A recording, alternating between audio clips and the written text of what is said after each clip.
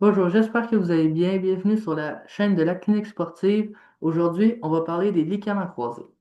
Donc, premièrement, les ligaments croisés, ça arrive à beaucoup d'athlètes, comme Derrick Rose au basketball, Tom Brady qui est très connu au football, ou même Antoine Dupont qui est connu dans le milieu du rugby. Donc, aujourd'hui, on va répondre à plusieurs questions. On va arriver, on va dire, désolé, on va répondre à comment est-ce que ça arrive, ça, une blessure au ligament croisé? Qu'est-ce qui se passe dans le genou à ce moment-là? C'est quoi les solutions possibles après cette blessée? Et pourquoi les ligaments croisés sont autant difficiles à guérir? Donc, comment ça arrive? Ben, ça arrive la plupart du temps quand il y a eu un choc violent ou un mouvement brusque ou un mouvement de torsion. Torsion, ça veut dire que ça tourne. Euh, fait que ça arrive dans plusieurs sports, mais souvent les sports les plus où ça arrive le plus, c'est au football américain, au soccer et au basketball. Donc, qu'est-ce qui se passe dans le genou? Dans le genou, en gros, là, qu'est-ce qui se passe là?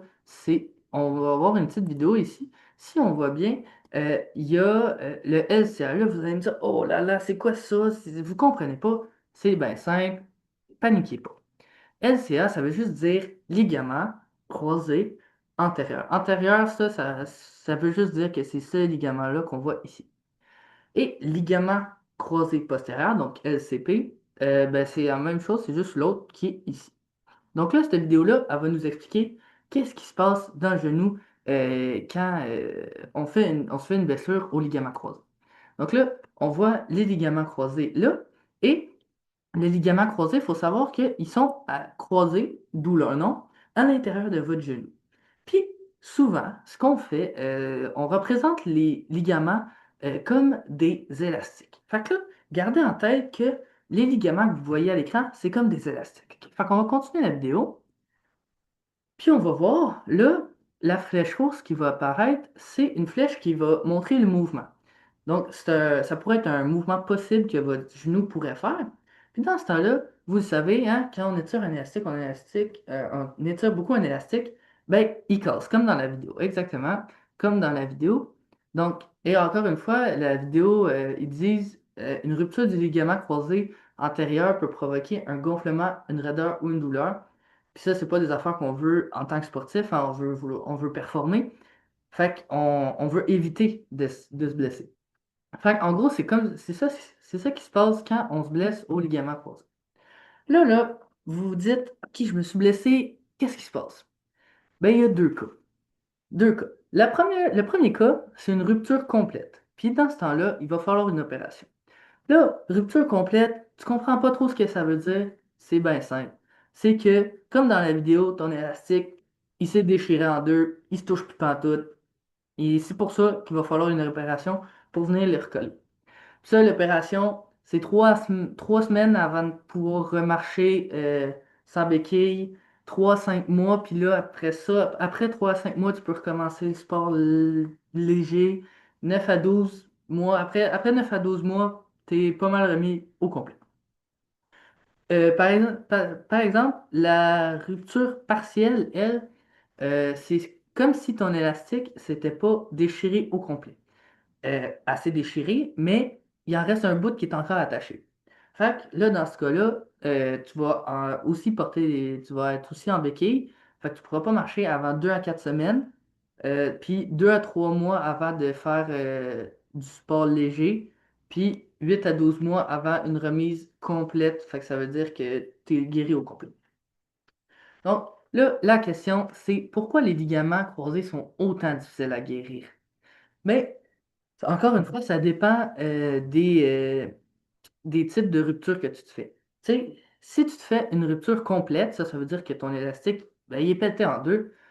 Euh, c'est pour ça qu'il va falloir une opération, hein, parce que tes ligaments, ils se touchent même plus. Fait que c'est pour ça qu'il faut une opération pour venir les rattacher ensemble.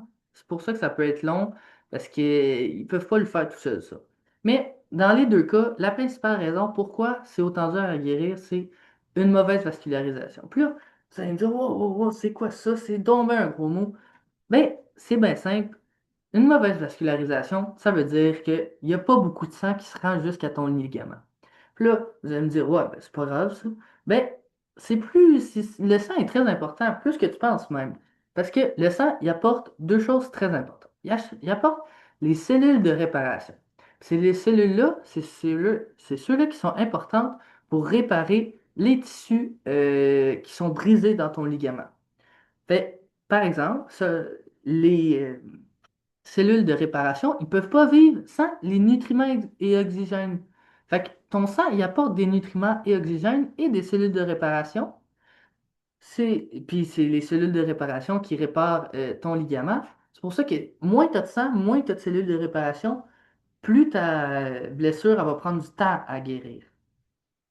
Puis là, vous allez me dire, mais là, OK, je sais comment ça se passe, mais qu'est-ce que qu'est-ce que je peux faire pour pas que ça m'arrive? Tu sais, moi j'ai mon sport, je veux performer dans mon sport. Ben, il y a deux choses à faire. Premièrement, il va falloir faire du renforcement musculaire. Ça veut dire qu'il va falloir que vous vous entraîniez les quadriceps. Ici, on voit, c'est la cuisse.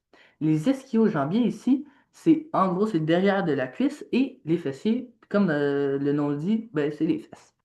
Puis, la deuxième chose qui est très importante, c'est de bien s'échauffer.